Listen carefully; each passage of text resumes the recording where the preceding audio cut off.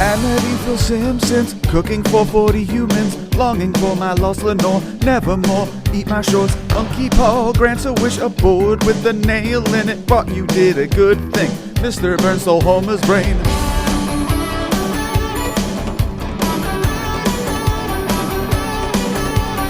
Potassium benzoate. That's bad. Homer is a giant ape. Snowball came back from the dead. Homer's brain's not in his head. A donut for eternal soul. Gremlin outside the window. Vampire burns drinks blood like gravy. Nobia TV make Homer crazy. It's the Treehouse of Horror.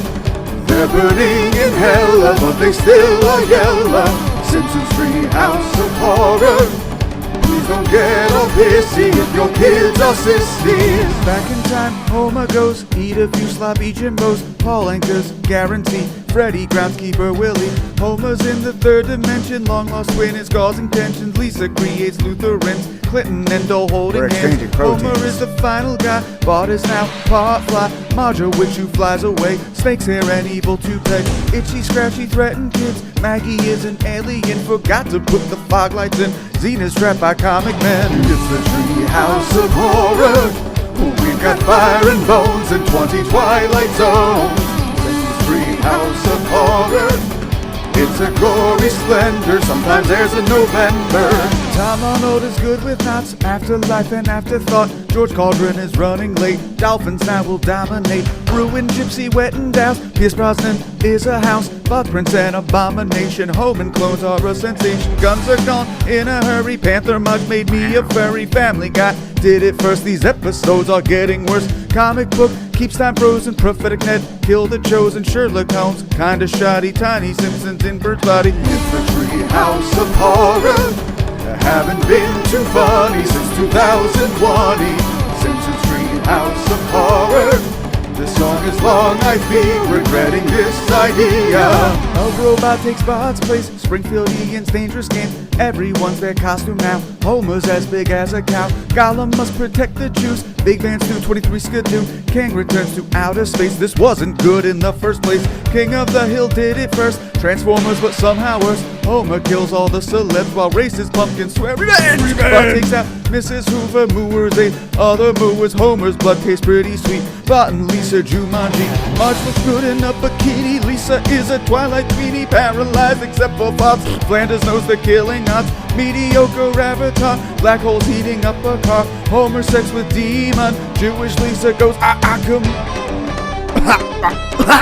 It stinks. Dr. Seuss ideas reused. Freaks in Hell and Clockworks too. Old Simpsons successful Bob. Kinda racist powered mob. Hunger Games imagined friend. Voiced by Sarah Silverman. Spies not scary, Max possessed. Button eyes and Homer's flesh. These are kind of getting sad. iPhone split, Dino Dad. Stranger Things in Homer's death. Selma slinks to lower depths. To a story, Lisa dead. Many Homers yet again. Baby Parasite, Tree Fate. The Ring, but 20 years too late. Simpsons Treehouse of Horror. Hope you had some fears though it went through the years. Simpsons Treehouse of Horror. Though it may decline, it will last for all time. The Simpsons will never die. How about a crazy wedding? Can anyone say long lost triplets?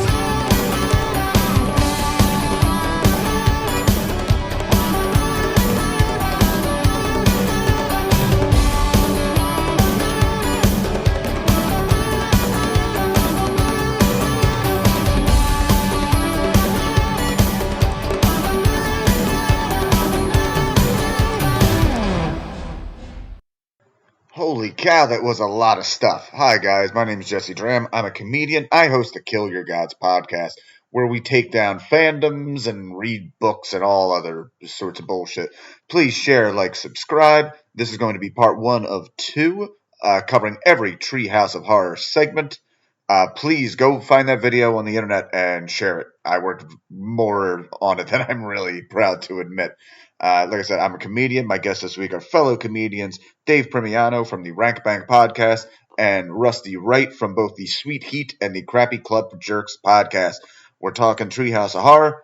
Yeah, share, like, subscribe, guys. I hope you enjoy. See? All right. It's the Kill Your Gods podcast. We have finished up Dune. Dune has been done. So go see the movie and then listen to our podcast. And I know you want to see that sprawling sci-fi epic and think this is really nice. I need a lot of dick jokes around it. So go back and listen to that. This week we're trying something different, and I'm looking forward to it. We are. It's not even clear. We're half ranking, half best and worsting. The important thing is we're going through every single Treehouse of Horror by The Simpsons.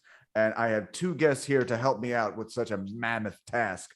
First, a little bit of the inspiration for this, because this is a man who loves to rank. He never met a rank he didn't rank. His name is Dave Primiano from the Rank Bank podcast. Oh, thank you for having me on and piggybacking my idea and making it your own. Hell yeah. Yeah. That's okay. When you eventually get around to this episode of the Rank Bank podcast, like you can just post this one. Yeah, like mine's an actual original thought, never been done before on the internet. So exactly. Dave Primiano's, 5 things you never know, but now find it interesting. Just clickbait.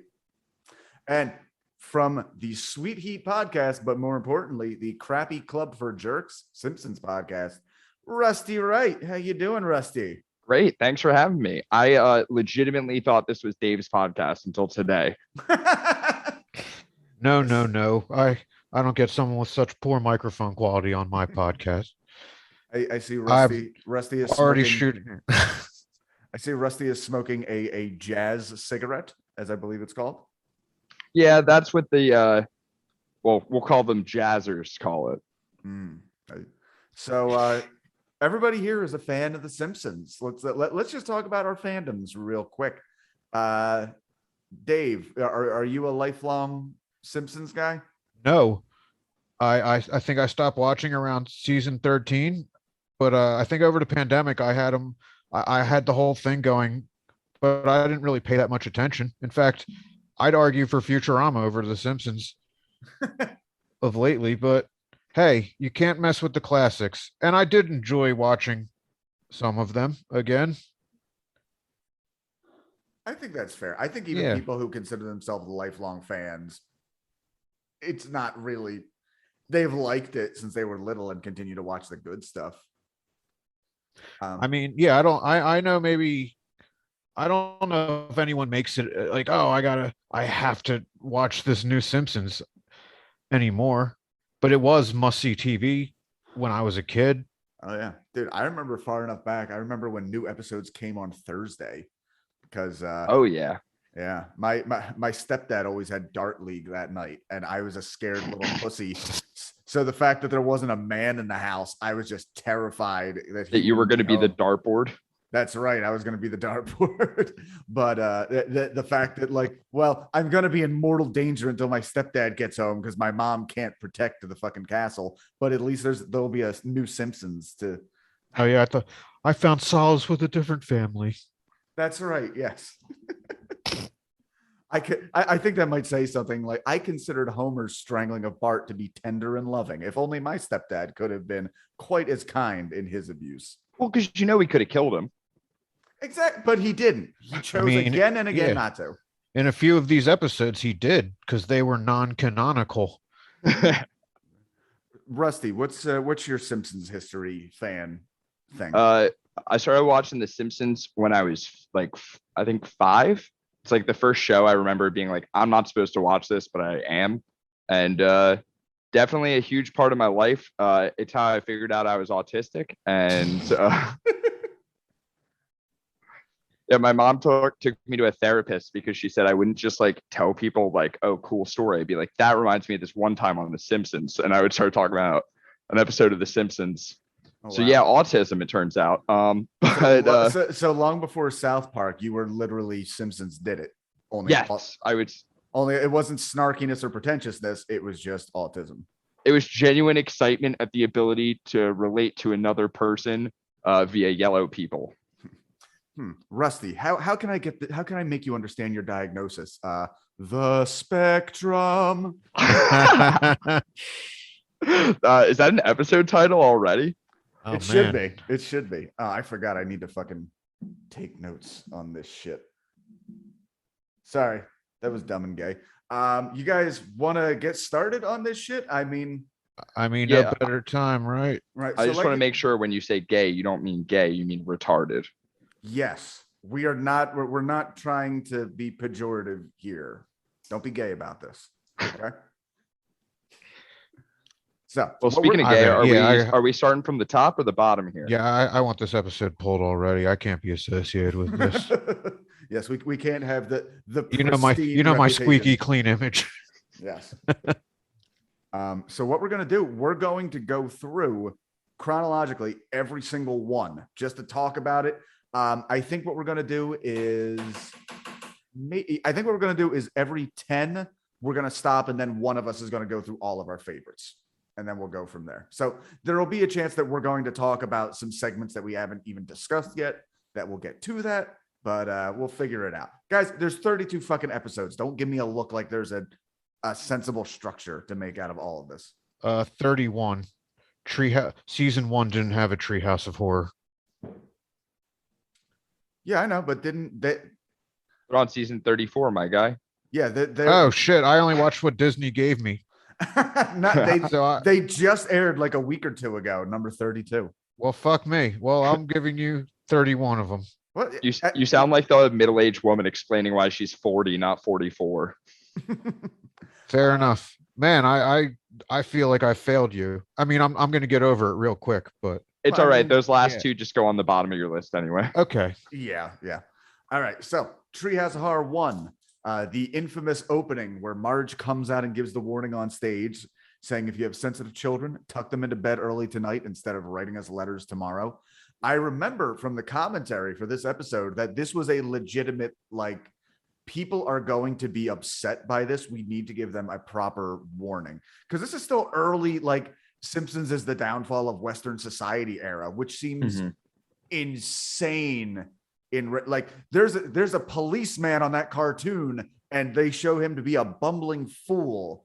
My child can't see that. True. Sorry. I wanted to wait and see what anybody. No, we had an autism off. It's okay. I lost. No, I was going to my files. Is an autism off kind of like a staring contest, but you don't make eye contact? Exactly. It's like an open mic.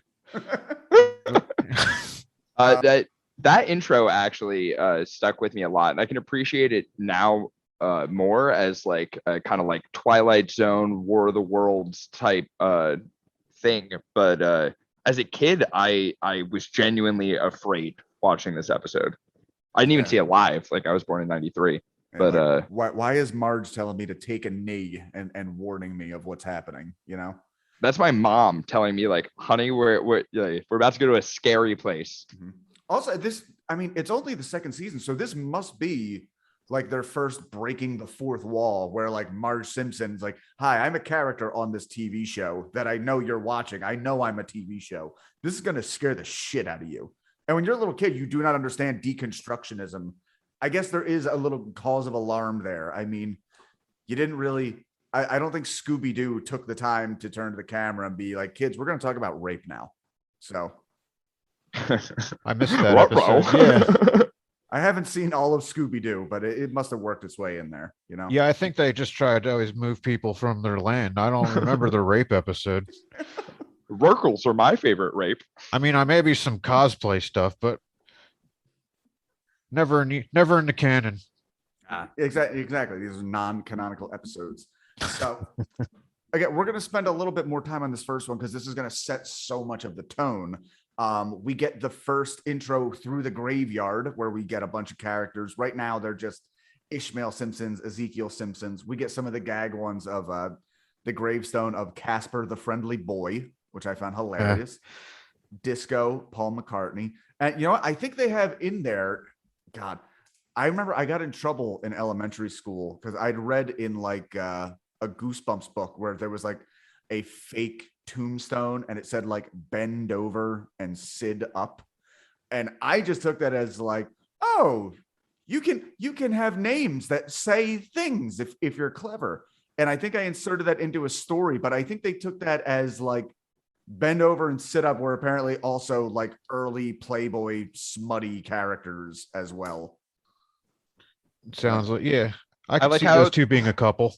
I like how they were like, wow, this creep's plagiarizing. It's like we're concerned that he may be reading Playboy, but we also do not tolerate plagiarism in Mrs. Grimm's second grade, You gotta have grade of at writing least class. original fantasies if you're gonna be a fucking creep. So they still tried for the wraparound stories in this era. In this case, the Treehouse of Horror, I don't think a lot of it literally is because they are telling scary stories in the treehouse, Bart, Lisa, and Maggie. And Homer is listening in as the kids are telling stories in the literal Treehouse of Horror. So we get it kicked off. The very first one, Bad Dream House. And it should be noted, James Earl Jones is going to do a voice in every single one of these entries. I'll just do the summary real quick. It's an Amityville horror knockoff. James Earl Jones starts off here as a mover that Homer poorly tips and is also the voice of the evil house. I can't watch this or Amityville without thinking of the hack comedy bit about how a black family would leave right away when the house says get out. I don't think I've heard that one, but yeah. You've never heard like, oh, white people in horror movies, they see the house says, I'm going to kill you. And they're like, well, we'll have to stay around here for a little bit and see what's going on. Well, a brother would be like, damn, I'm getting out of here right now. Shit. Oh, man, this is the fucking most cancelable podcast I've ever been on. Fucking, I mean. At least he did both voices, so it's okay. That's true. Yeah. Let's talk about what Chinese families would do. They would rent it out to young hipster kids. That's it. They were renting it out to the black family. I'm sorry. I mean, because the joke about blacks in horror movies has always been that they're the first to die. Well, there's that too, but I think so. They're bad. They're good in the so you want them around in the haunted house situation, but not the slasher, because the slashers are all. They're like, all right, I gotta fucking make a statement first. Yeah, and then oh shit, this looks racist. This looks racist if I stop here. I gotta go kill a white kid. So this seems more inclusive. I don't know how you can chastise me and then turn around and say, well, you want him in the haunted house situation. I mean, yes, I would. It seems I come from a diverse family, and I'll be, hey, we should get. Oh, good idea. See. No, I get it. Everyone knows that you're always thinking. Everyone knows haunted houses are the NBA of the spooky spooky league. That is such a weird angle to take, that every slasher just started out as a hate crime and they were just trying to undo it. Like, oh man, I got to kill at least 3 white people if I'm going to. For every mass killer, there's a PR person whispering in their ear, yo, you gotta fucking. You're gonna get more inclusive. You're gonna get a reputation. Yeah, Jason just didn't want him at the same camp, and then it was 10 movies of trying to figure that out. I mean, why do you think he wore a hockey mask? Case. Yeah, he wore a hockey mask instead of a football helmet. He knows what he's doing. All right. So for me, the best gag in this short is Homer trying to convince them to stay because it was cheap. Like the house is bleeding, and it says like, well, it's an old house. There's going to be some issues like this. A few $1,000s. After Marge gives the house a stern talking to, it destroys itself rather than continuing to be the Simpson home.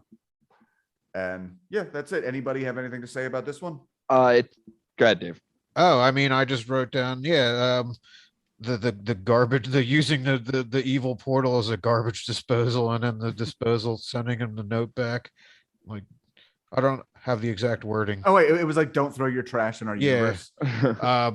Hey, you didn't tell us this house was buried on an Indian burial ground. Oh, you did several times.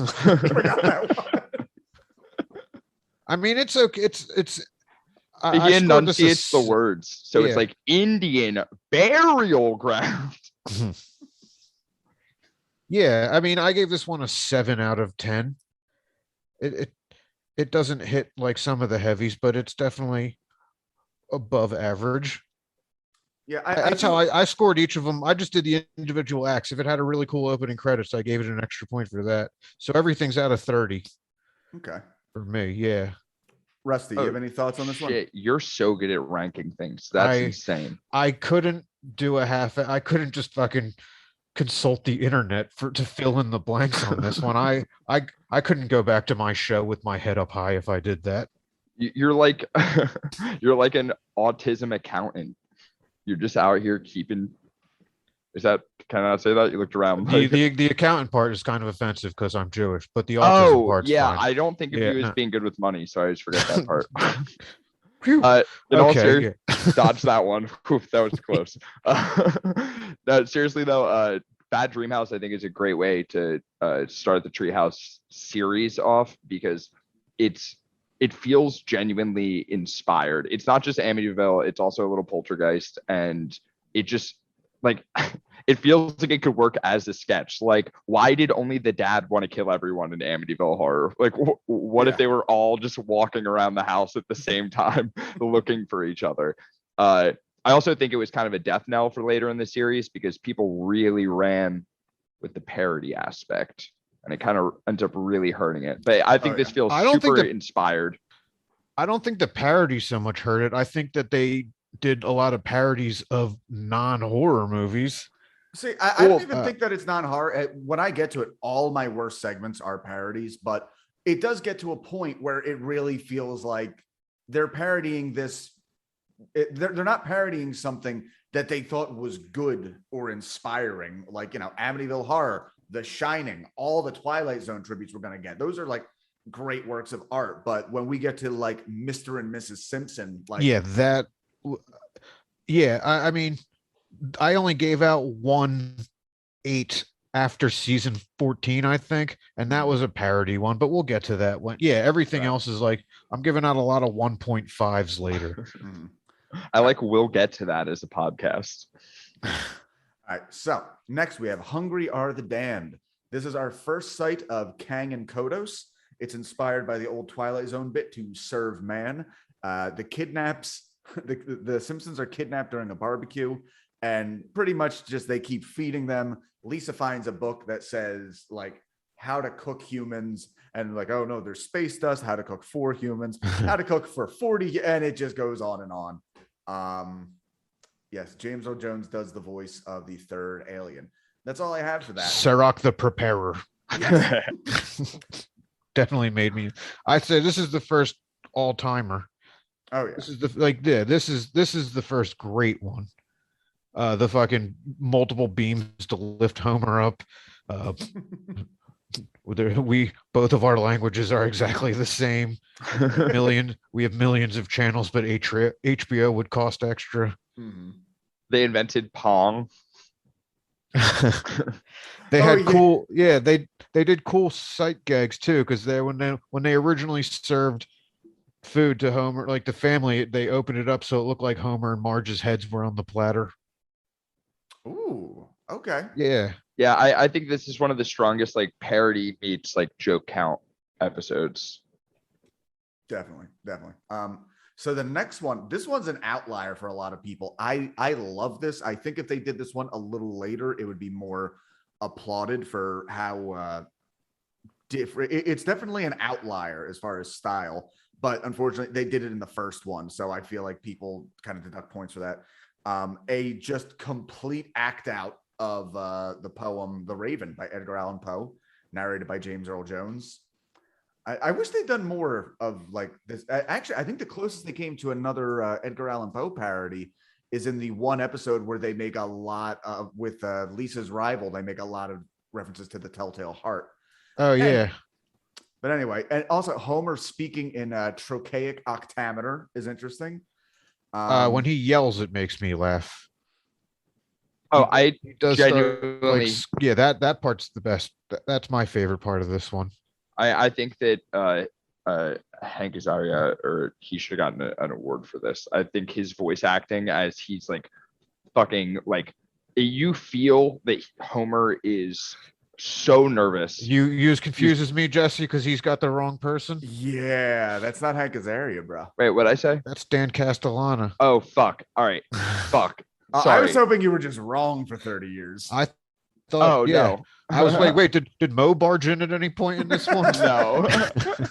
Get that pallet bust off my chamber door. Sorry, we just did a whole Mo episode the other day, and I have a lot of notes about Hank. Whatever. So point being, the fucking when Homer is like before he actually answers the door for the Raven, the part where Bart cuts in is like, it'd be scarier than nothing, anything. It flows so well with James Earl Jones, and I just feel like that was why they wanted to do Treehouse of Horror. They like the To Serve Man jokes are great. The Amityville horror jokes are great, but I feel like this was a really inspired segment that the other ones kind of exist to justify. I could see that. Fair enough. Dave, you got any thoughts? No. Perfect. Oh yeah, I mean, it wasn't. Yeah, it's neat, but I want to laugh, and I didn't do it too much. I like quote the Raven, "Eat my shorts" was pretty good. The best gag for me was Marge's hair having her own extended frame on the wall in the painting as Lenore. Yeah, I gave this one a 6. I mean, I know it's a classic, so I have fond memories from my but I was trying to keep it objective. All right, let's go on to Treehouse of Horror 2. Marge again comes out as a warning, chastising the parents who complained last year despite the warning. We get the graveyard entrance again, some notable names in there. We get Jim Morrison, Walt Disney, Bambi's mom. Homer is watching. Lose weight now, ask me how.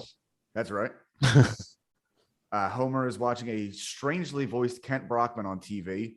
Kearney and Jimbo show up trick-or-treating and threaten Homer with egging the house. Lisa is culturally appropriating a totem pole costume for Halloween. The family returns from trick-or-treating, and the wraparound is going to be they all eat their candy before bed, despite Marge warning that it would give them nightmares.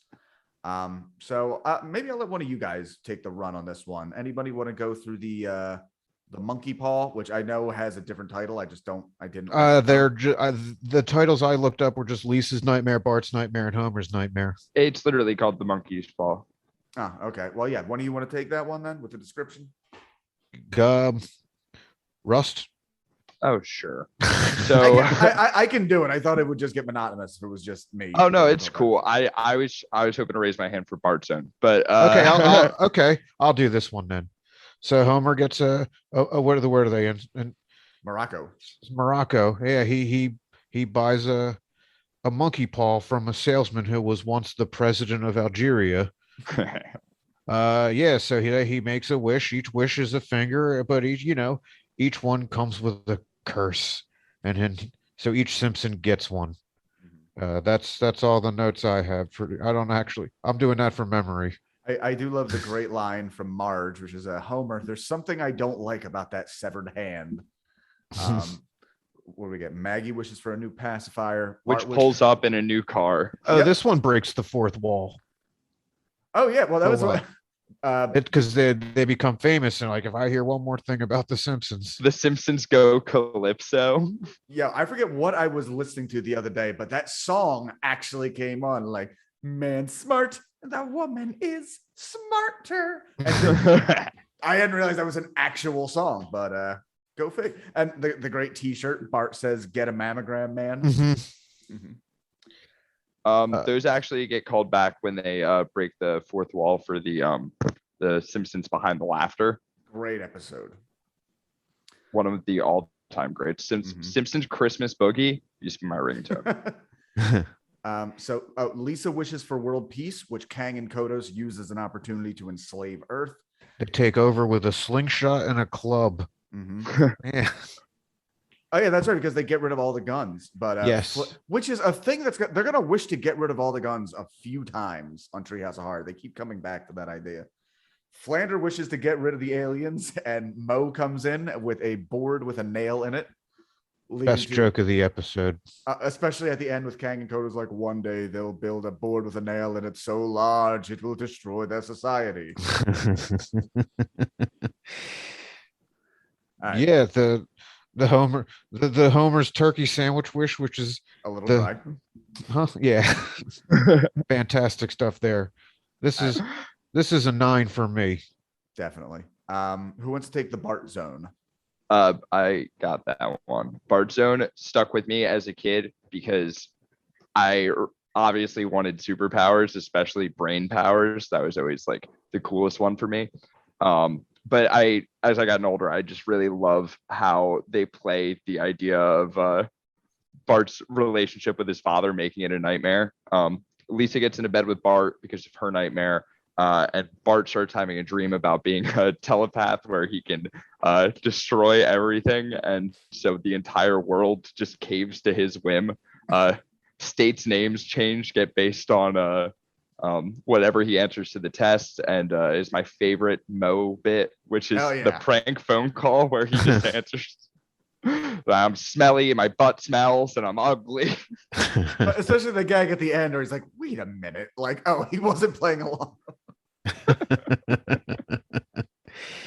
I think, the biggest laughs in this, I think, Homer turning into a football when he's about to hit Barry.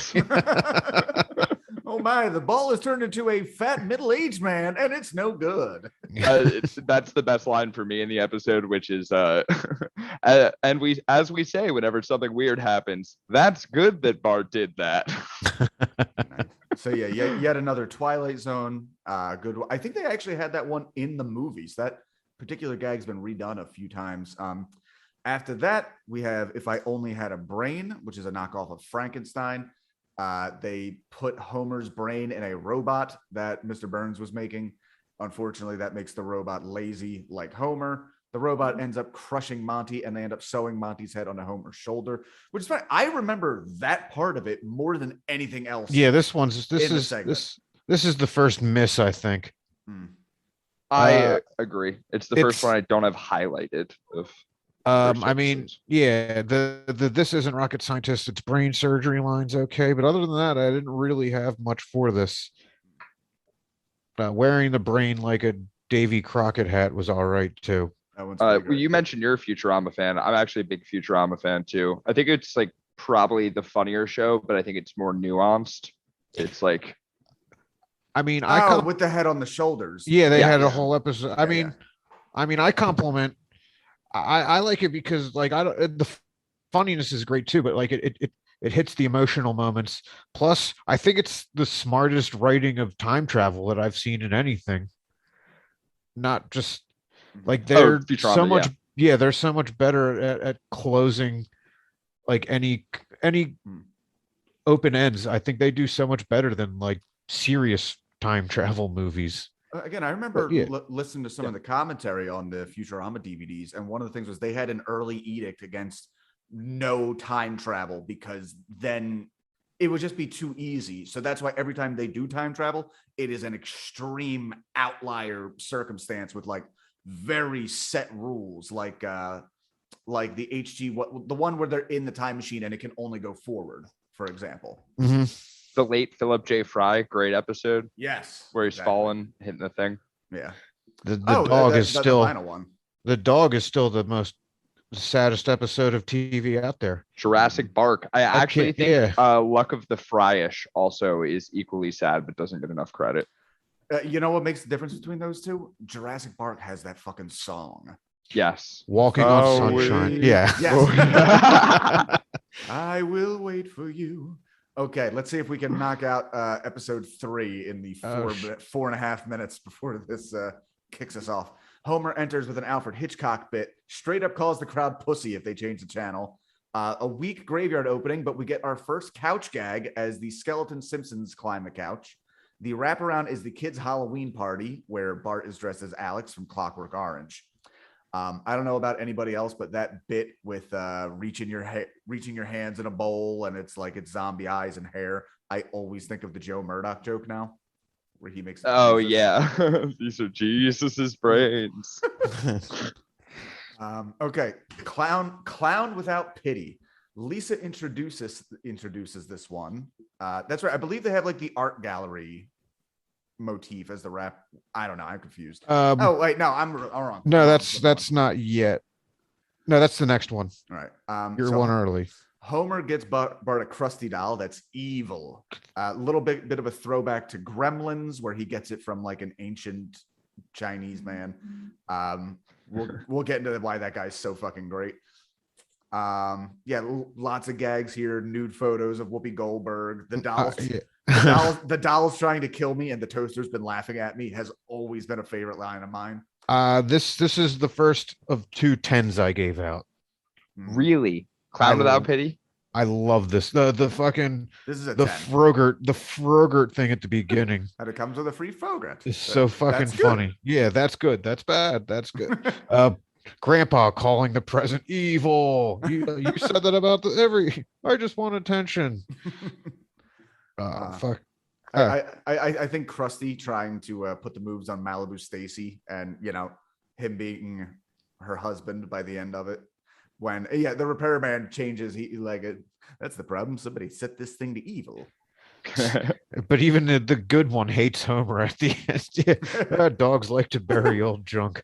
I think this one just fucking nails it. It's so many good jokes. They all work. Oh yeah, even when he puts them in the sack of laundry, like, you think your smelly socks can hold me back? Well, they are making me kind of woozy. I think that what makes you guys score this one higher than me is the same reason I score it lower than you, which is this segment is more of an episode of The Simpsons that has parody elements of it, as opposed to the other ones, which I feel like are way far removed from The Simpsons. Okay. Well, does anybody want to take King Homer? I will. This is King Kong, but Homer is King Kong and Marge is that hot ass piece of hot ass. Sorry, Dave. I know I wasn't offended. I just was trying not to say bitch. Anyway, this episode is not scary at all. However, I love the jokes in it. I love when Homer can't make it to the top of the tower. That's fucking amazing. And when they're like, he's not dead, and Mr. Burns goes, his career is. Yeah, this one was this was a 9.5 to me. Yeah, my favorite line of this one is it's a sight gag, but it's so ridiculous. Outside the venue, it just says the chubbiest kick line in town. I must have missed that one. It's like a woman marries ape, Dick Cavett born. Yeah. All right, let's see if we can blow through this. This is. I would just wait. They don't even give us a countdown.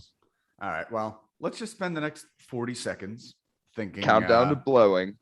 Let's just compliment each other. I'll order food after the next 40 minutes. Nice. Rusty, I think your facial hair is looking particularly good on you right now. Oh, really? Thank you. I was actually a little self-conscious. Yeah. That's all you can really grow. That's maximum, isn't it? No, it gets like a little more Amishy after a while. You're probably like a guy with like the few long and curlies.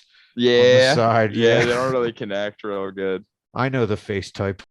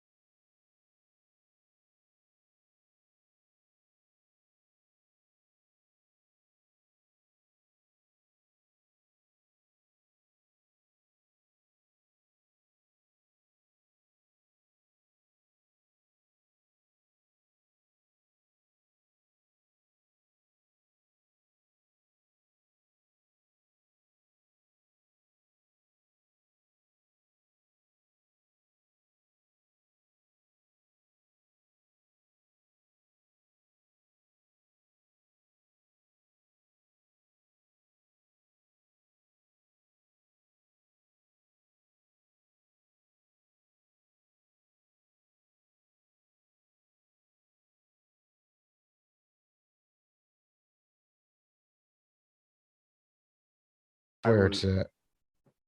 You know what it was, weirdly enough, when I got the fucking rabbits and then I had like a reason to be home. As it did it for me. All right. So we're back. Dial Z for zombies. Anybody want to take this one? Sure. This is the one where Grandpa pees himself before the story starts. Anyway, so yeah, Bart, he's doing some kind of he did a book report. He did like a kid's book, so you got to do a fucking real one. So he finds the occult section in the library. and then he wants to do spells from it, and then Lisa wants them to bring the cat back, and he tries to bring the cat back. Instead, he brings people back to life, and then zombie hilarity ensues. Mm-hmm. Yeah, they go very much Return of the Living Dead zombies here, in that they want brains, not just flesh, but brains. Great line from Homer. Did you wreck the car? Did you raise the dead? But the car's okay. Okay. Oh, this What is like they kind of like this is like a good foreshadowing episode. Like there are a few things where they do foreshadowing, like of how society or just like jokes that would work now. This is one of them where they prefer to be called the living impaired. That sounds like such a now thing. Hmm. I love how much of their personality the characters retain. Ned Flanders being like, mind if I chew your ear a little? We get Um, the classic I love when gag. Sorry, we get the classic gag that the zombies leave Homer alone because he has no brains. Fantastic joke. Yeah. Yeah, that's All best- three of these, best all joke. three of these are classics, I think. Oh yeah, this is a great one. One of the best jokes though is the fact that Shakespeare, Einstein, and who's the other one? George Washington. And George Washington are all buried in Springfield. I like the John Smith mix up at the end. Yeah, I remember there was a time where I thought like, ooh, I was young, like, oh, if I could just find out where Walt Whitman is buried, I'll know what state Springfield is in. Because of that episode. Bart finds the second edition of the Necronomicon, and the zombies return to the grave. That's where we get that John Smith thing. The episode ends with the Simpsons, like, good thing we're not zombies now, and then they watch TV. Very yes, Yeah. very self-aware. I like Barney eating, just eating human. Oh no, this is delicious. When he shoots Flanders and didn't know he was a zombie. Yeah, good one. Little preview of some jerk ass Homer there. True. I mean, jerk ass Homer kind of belongs here, I would think. Mm-hmm. But anyway, so number 4 in the cemetery bit, we get Elvis, subtle political satire, TV violence, the couch gag. They are all zombies. This is the one with the night gallery wraparounds. We start off with an all-time classic, The Devil and Homer Simpson. Homer sells his soul for a donut, and yeah, just so good. So many shenanigans. Homer thinks he can outsmart I'm smarter than the devil if he doesn't eat the whole donut. But then he does. He has to go to hell while he goes on trial. Part of the jury is the 1973 Philadelphia Flyers and 76. 70. No, it's 73. Well, then I took the notes wrong. Nixon, despite not being dead yet, he'd be dead the next year. And obviously at the end, finding out that Homer could not sell his soul because he gave it to Marge on their wedding day. Super emotional episode. Also, just amazing voice acting. Flanders as the devil is amazing. Mm-hmm. Is this the only one with Phil Hartman too? Because I don't remember. There's Lionel Hudson, and I don't remember him or Troy McClure being in any other ones. That's a good question. So this might be the only Phil Hartman Treehouse of Horror. Fellas, here's a question. You get sent to hell. What's your ironic punishment? I'd probably get ground up and smoked. Ooh. If I had to grind myself up and smoke myself, that'd be horrible. A cheese grater on my arm. I'm probably stuck in conversation with myself. I don't know. You're actually really lovely, Dave. I think you'd be stuck in conversation with me. I know, but it'd be like just trying to. I put a time limit on every conversation I'm in, like the Zoom meeting. Like, 40 minutes and I'm out, and then they keep bringing me back in. So yeah, just two people that don't want to be there. So just for small talk with myself. I think my ironic punishment would be because I always want to be liked, even by people I don't like, is I would probably be exceedingly popular to, like, I don't know, Nazis or something. People I would not want to be around. Oh, dude, that reminds me of the time I told you remind me of Gavin McInnes. Yeah, we all remember that one. I was such a fan of his writing. I was a fucking idiot. Did you hear the shame in his voice? I did. I mean, it's pretty standard. These headphones suck, but I heard that. It's more recognizable. Yeah, it's more noticeable if he doesn't have shame in his voice, right? Oh yeah. Yeah, good call. There's a lot of Catholic shame in me. I didn't have to convert, unlike Gavin McInnes. Terrorist. So Treehouse of Horror 3, one of the best episodes. I have that as a top 3 Treehouse of Horror. We're on 4 now, right? I have 3 as the number 1. Oh, okay, interesting. See, by like a lot. You know what? We could stop and discuss that for a minute. Yeah, if we get to one that you think is one of the all-timers, even if it's an episode, feel free to say it. This is a really high one. I gotta be honest. The thing that holds it back for me, for number 3, is King Homer doesn't do much for me, and Dial Z for Zombies is just okay for me. I like both of them, but I have all of them rated 9 or higher, and that's the only one. So that scored a 28.5 out of 30. The next one is 25 out of 30.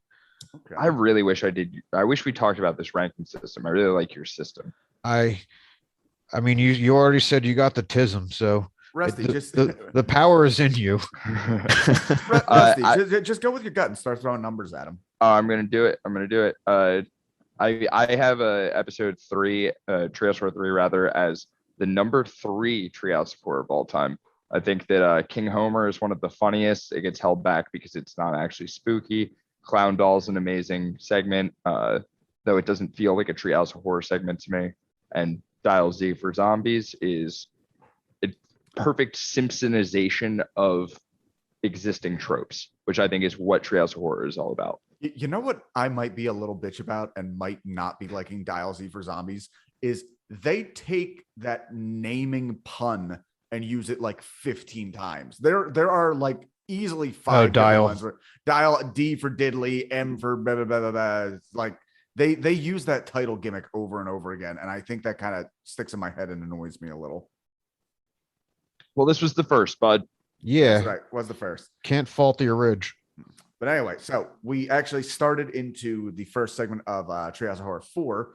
The one after that, Terror at 5.5 feet. Anybody want to talk about that? Not really. I remember. All right, so Terror at 5.5 feet. I actually have remembered not really liking. But on rewatch, it was way more suspenseful than I thought. It's a parody of a Nightmare at 20,000 feet, the Gremlin on the Wing Twilight one. Mm-hmm. But Bart's on a bus.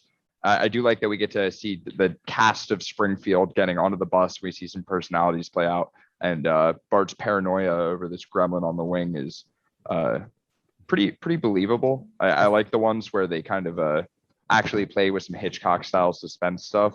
Mm-hmm. And I like the ends where we get a little jump scare murder where the gremlin's holding Ned's decapitated head on a stake. Not a very super poppy one for me. It doesn't really like hit that hard. But I think that it's a consistent episode. I gave it an 8. I kind of didn't remember 7. it being as funny. Like I thought it wouldn't be as, but then when I rewatched it, there were so many lines that stuck out to me. Gotten word that a child is using his imagination, and I've come to put a stop. My mule wouldn't walk in the mud, so I had to put 17 bullets in him. I'm doing all the pulling, you blouse wearing poodle walker. And then them realizing Bart was right at the end, but still putting him in the madhouse because he has bad manners. Yeah. But it hit harder than I remember. Maybe it's being held back by me not liking it as a kid. But I do like, I think this is only one of 2 real appearances of Uter we get in Treehouse of Horror. I remember them speech. Them eating him later. Yes, Uterbraten. Yes. All right. Wrap it up with one of my all-time favorites, Bart Simpson's Dracula. A takeoff of the then recent Bram Stoker's Dracula. I love Mr. Burns in the ancient Dracula getup. I think Mr. Burns is the MVP of the early Treehouse of Horrors. Anyone he's in like the King Homer one, and like, yeah, he just makes a great character for these. Burns forgetting his lines is so perfect. In this one, Yeah, when as Dracula, he like doesn't know his lines. I don't I don't remember remember this. that joke. Really? Were you watching an extended cut? No, I'm gonna look it Okay. up while you guys keep talking. Cape that says Dracula, police are baffled, destroying English wing of museum, dogs playing poker. Wait, what the Similar. fuck? I'm just going through my notes. Similar to the other thing with Grandpa calling the doll evil. We have pretty much the same kind of joke. Still works. Grandpa running in saying, "Quick, we have to kill the boy," only to find out like he's a vampire. Marge has the great line like today he because Bart turns into a vampire. Like today he's drinking people's blood. Tomorrow he could be smoking. Mm-hmm. Kill my boss. Do I dare live out the American dream? Driving the stake through his genitals at the end. Mm-hmm. And then Turning and then Marge is the head vampire, and the complete out of nowhere Peanuts ending where they sing "Hark the Herald Angels Sing." Yeah, this was a 9 for me. This a lot of great jokes. Most Burns sketches early on are classics to me. Agreed. Found it? No, it's all right though. I don't know how to Google it. I don't know how to Google. Individual Simpsons jokes. It's all right. I'm gonna clip it later. It's gonna be great. All right, we go to Treehouse 5. We have Soundwave, Homer, and Bart interrupting Marge on the stage. We get another cemetery intro. Amusing tombstones is one of them that shatters, and then they won't do that for a few seasons. We get to see Moe hanging himself, Patty and Selma burning as witches, Principal Skinner being guillotined, and a Frankenstein couch gag. This one will be notable for not having a wraparound, unlike the other thing they had. And we get one of all-time classics, The Shinning. The second 10 out of 10. Yeah, 10, easy 10. Yeah. Grandpa gets ditched. There's the great gag of the blood typically getting off at the 5th floor. Again, Mr. Burns. I forgot he was in the beginning of this. Mm-hmm. This is one of two that I can think of off the top of my head that I quote. Like I quote in my day to day. No TV and no beer make Homer something. Go crazy? Don't mind if I do. We also get one of the best things about this episode is we get the three-peat of Groundskeeper Willie showing up to save the day and getting an axe in the back immediately. Yeah. Well, let's see. I'm trying to think. Willie shines in the Treehouse of Horrors. Shins. But Yeah, actually, now that I think about it, you want to get sued? The two I quote the most are Willie episodes. But I'll get to the other one when we get to the other one. Okay. Yeah. After that, anybody want to take Time and Punishment? Homer breaks a toaster. He goes to fix it. He makes a time machine. He keeps going back and doing minor things and changing the future in a big way. Groundskeeper Willie gets another axe in the back from Maggie.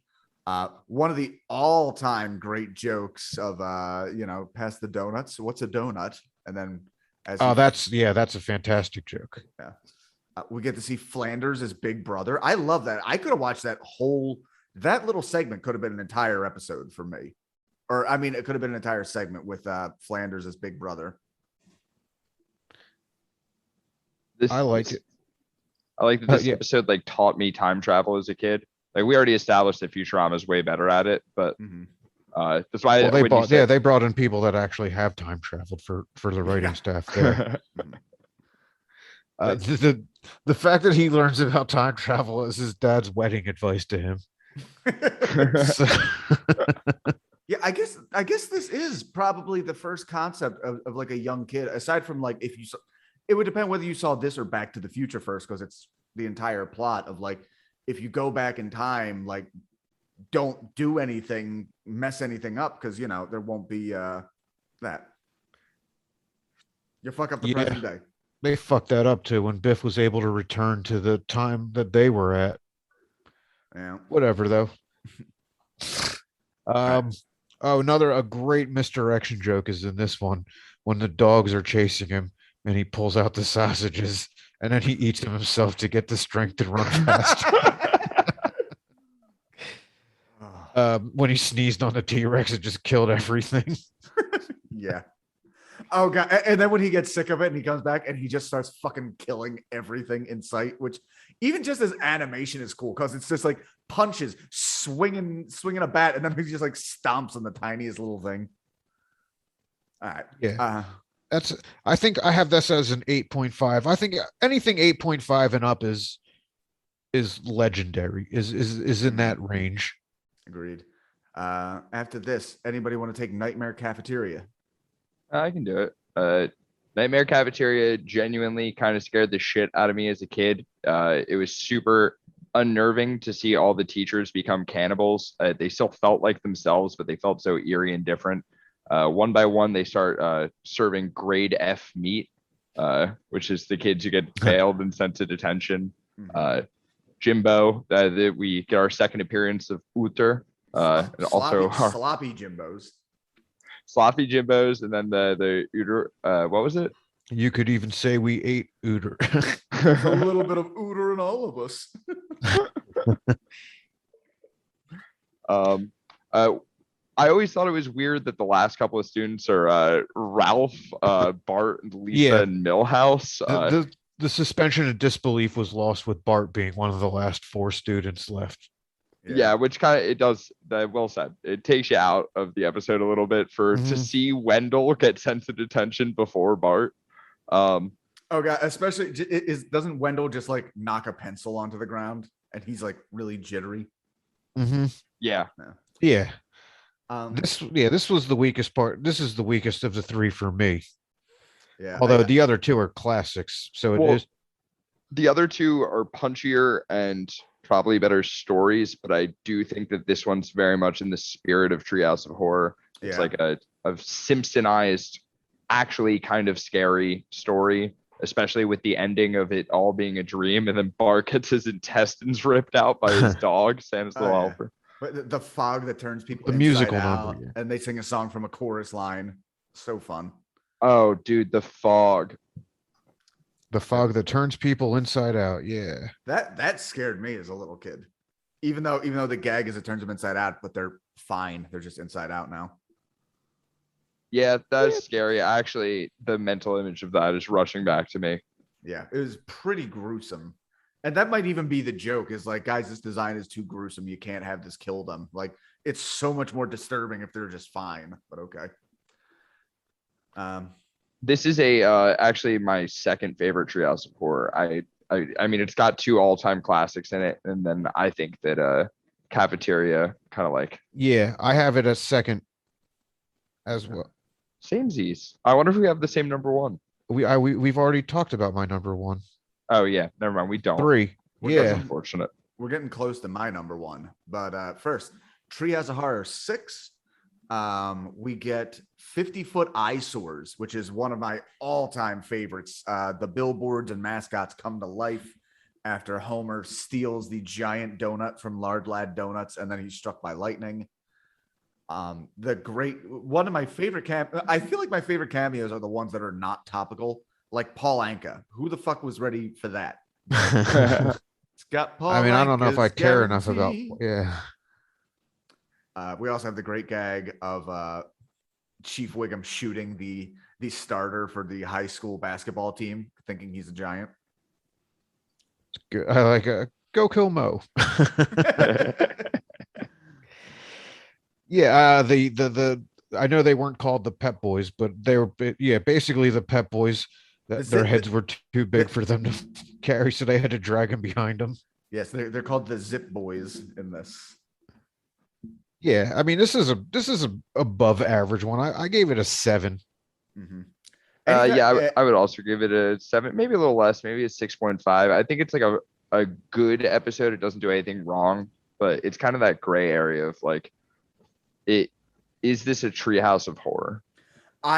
Here's my argument against for that. I would say I'd give this more a 9, just because I feel like it has so much in common with a lot of those like 50s like Giant Bug or The Amazing Colossal Man. Like it's parodying a different era of horror that was a little more cheesy, but I don't think that, invalidates it in any way.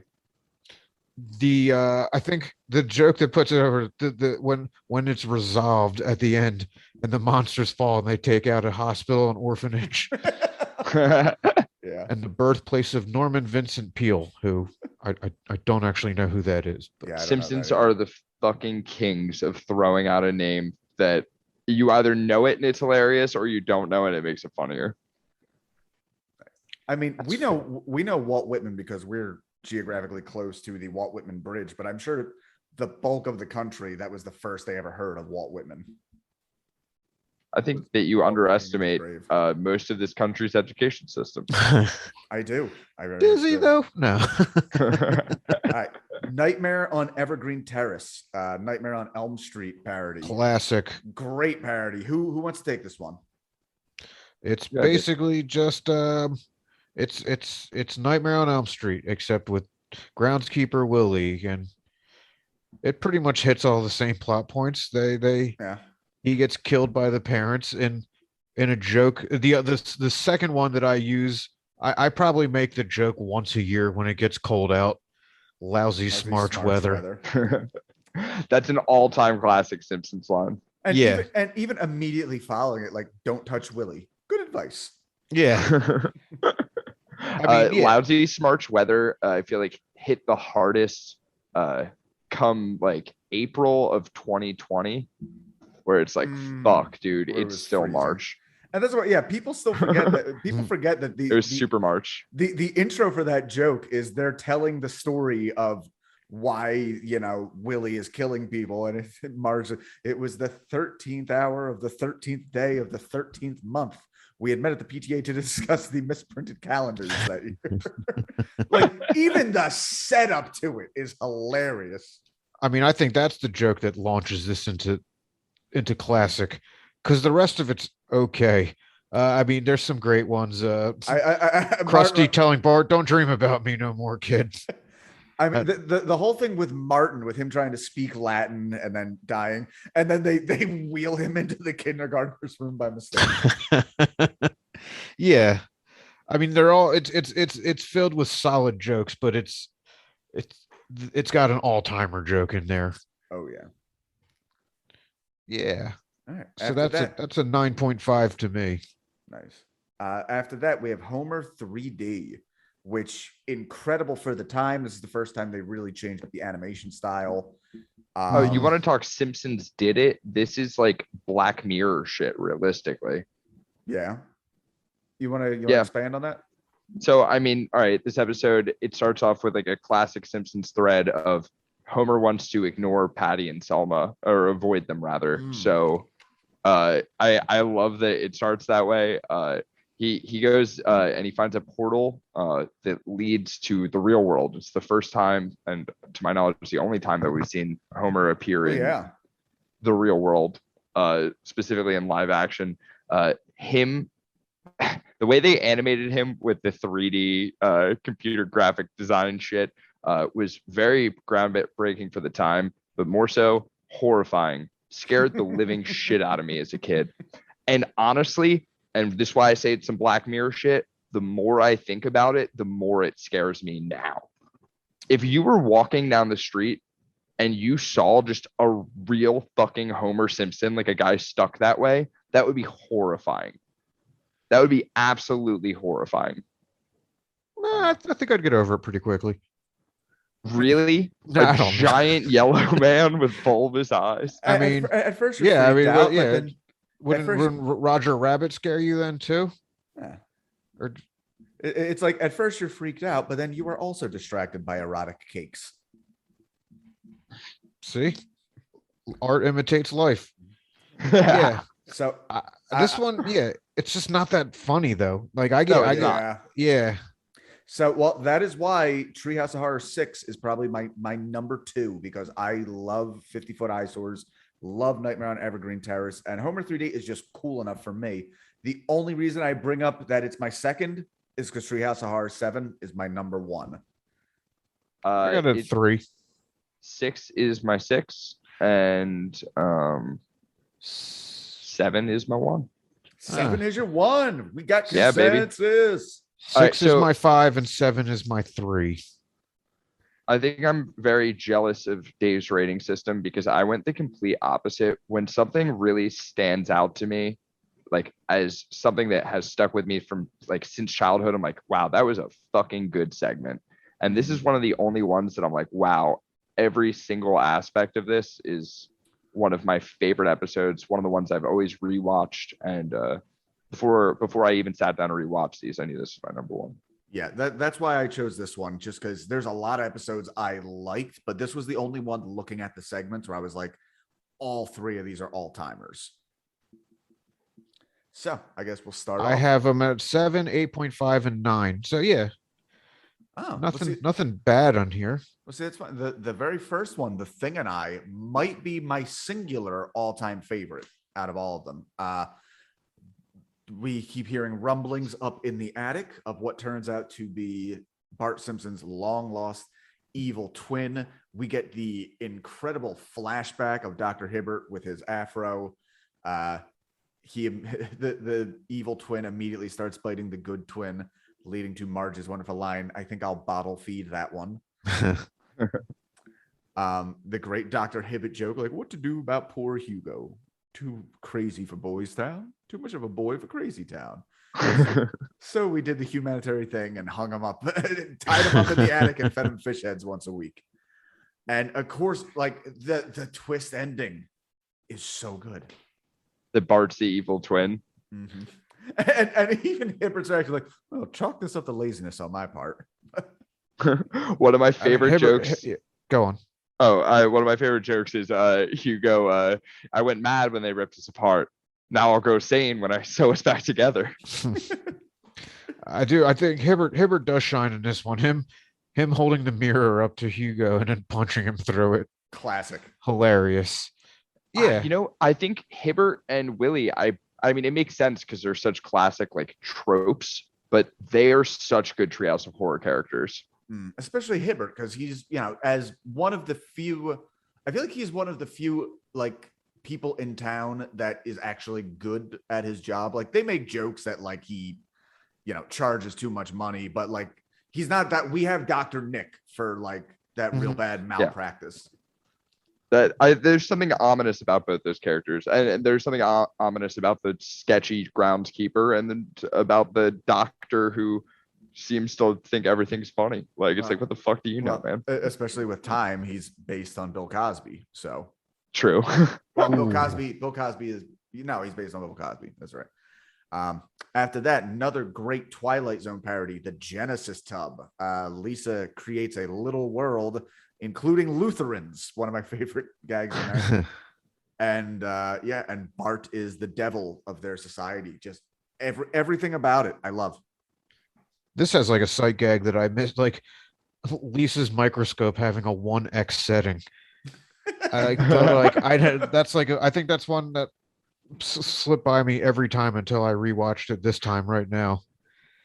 I always like the throwaway Bart line of his science project to see if nerds conduct electricity. Their Professor Frink has some great stuff in that small world. That would create some sort of rebigulator, a concept so ridiculous I want to laugh out loud and chortle, but not in your great presence. This is the one that was parodied for the Simpsons did it South Park episode too. So with the sea monkeys. Yeah, the seamen and sea people. Well, we actually ran over a seaman joke earlier in the King Homer one. We get the line from Smithers. I don't think women and seamen mix. Yeah. Classic. Gay. Classic gay. So gay. As opposed to new gay. Gay zero. Nice. And so this something that's going to be a trope in years to come. They start making every election year kind of really pop here, starting with Citizen Kang. Yeah, as a 10-year-old who was way too interested in the 96 election with Clinton and Bob Dole, I loved this one. Kang and Kodos replace Bill Clinton and Bob Dole after kidnapping Homer. Yeah, they want to be taken to the leaders. He's like, well, there's an election next week, so it might not be him. So they take over both, and immediately, I mean, This one might have been a 10 too, but I gave it a 9. But I'm just like this has 2 all-timer jokes.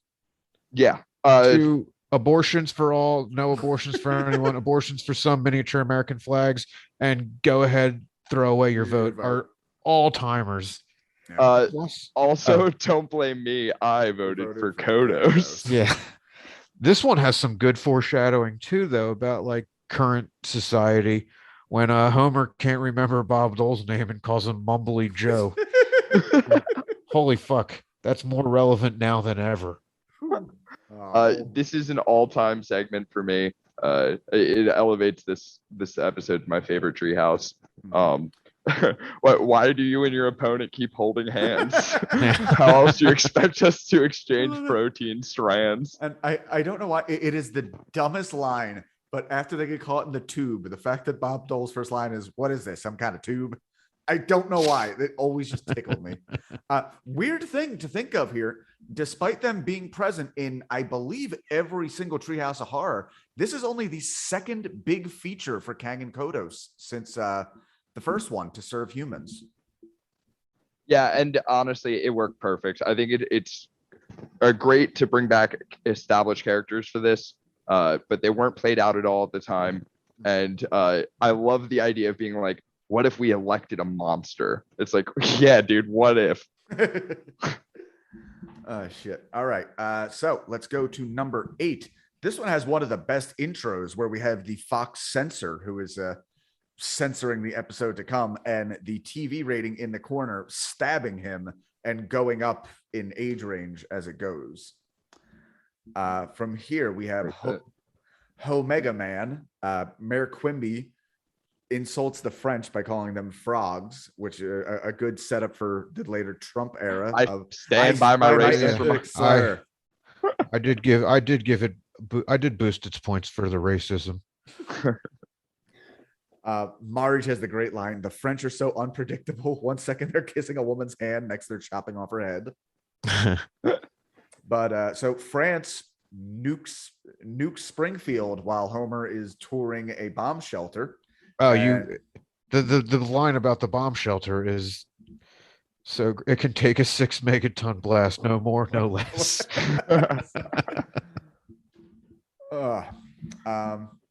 Another great gag in this, when he's thinking of everyone he's lost, and we see in his head like little Bart, little Lisa, little Marge, and the rest, and they're all like swinging a baseball bat because Homer's not a creative person. Yeah, I think this one kind of fizzles out toward, but it's got a lot of great stuff early on. Just all the French people laughing like frogs. Hilarious to me. Show them who looks like the frog.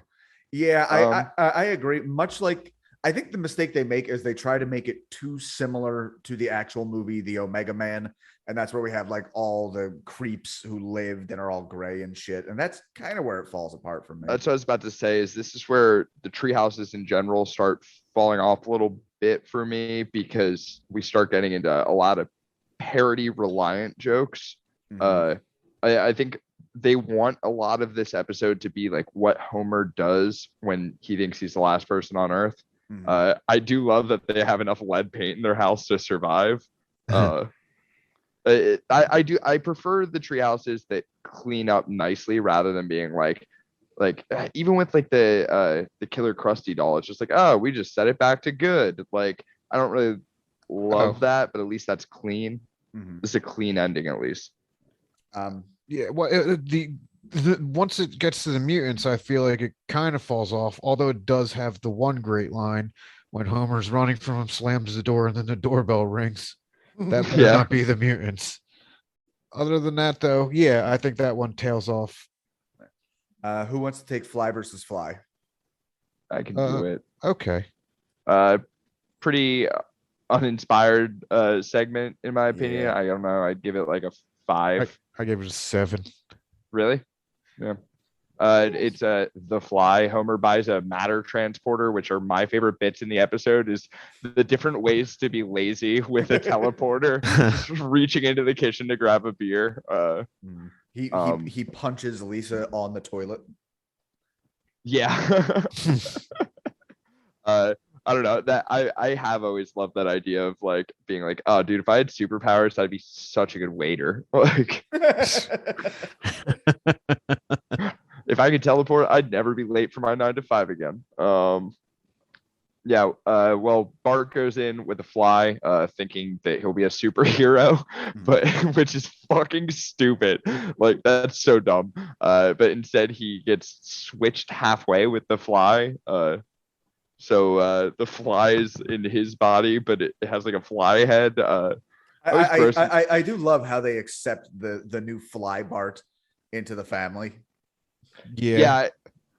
It kind of and they do give it like a nice, like weirdly sinister but heartwarming tone about it in the end. But this is just kind of a parody filler episode segment for me, and that's why I just give it a 5. It shines most when Homer's the focal point, but when Bart Agreed. becomes it suffers.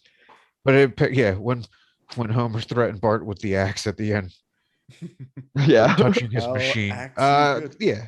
But yeah, once the transformation happens, it kind of falls off. The I let him use my toothbrush line, pretty good. But other than that, not a lot of laughs in this one. No. After this, we have Easy Bake Coven, which a weird thing to me. I always remember this as happening later. Like this feels like a It season does. 17 thing. Especially the ending. Yeah. I did not like this one.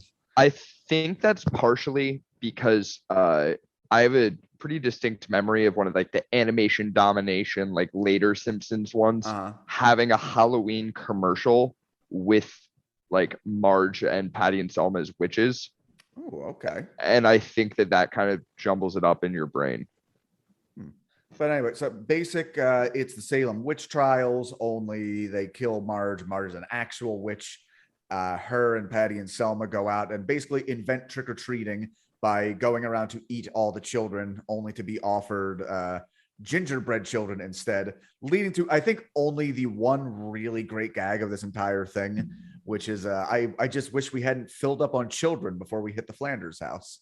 That's good. I'll give one other line. You sit on a broom and we push you. If you're innocent, you'll fall to an innocent death. If not, please come back here so we can burn you at the stake. Yeah, this is even also even that, which is a good line, is not a very inspired line. It's not that creative. It's not that original. Yeah, well, we also get the line of "I'll be a son of a witch," where it's like we're getting the that's creeping the, in of some lazy joke writing. Yeah, and this is the that's only the first big eye roll of all of these, I think. Yeah. I agree. I actually have that marked down. And this is the only episode in the first 10 Treehouses to not be in my top 10. Ooh, I have this ranked at number 15. wowza. Eight. I have it at 9. I did not do a ranking system, but it's not on my good ones. So There is, this All one right. has a double-digit one ahead of it. Ooh, interesting. All right, well, we're gonna get kicked off of Zoom again. When we come back, I think we'll be able to knock it out in the last 40 minutes, despite having 23 left to go. I literally just texted my girlfriend. Once we get past that